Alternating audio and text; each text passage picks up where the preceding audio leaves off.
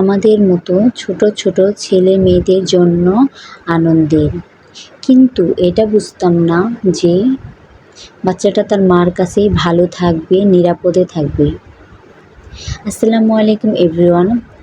আমার এই ছোট্ট পরিবারে আপনাদের সবাইকে স্বাগতম। বৃষ্টির দিনে প্রকৃতিটা এক অন্যরকমভাবে সেজে ওঠে। গাছগুলোকে দেখে মনে হয় নতুনভাবে সতেজ হয়ে উঠেছে। আমার তো মনে পড়ে যায় সেই ছোট্টবেলার কথা, যখন বৃষ্টি হলে বৃষ্টিতে ভিজতাম, আম কুড়াতাম। কে কয়টা আম কুড়াতে পায় এই নিয়ে চলতো আমাদের মধ্যে প্রতিযোগিতা।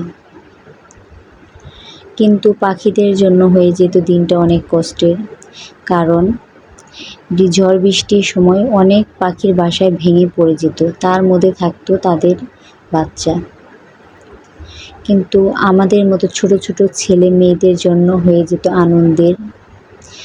আমরা সেই বাচ্চাগুলোকে নিয়ে যেতাম বাড়িতে, আর মনে মনে ভাবতাম এই বাচ্চাগুলোকে বড় করে তুলবো, শিকারি বানাবো, আমার কাছে থাকবে সব সময়। কিন্তু এটা বুঝতাম না যে পাখিগুলো তার মার কাছেই নিরাপদে থাকবে, ভালো থাকবে।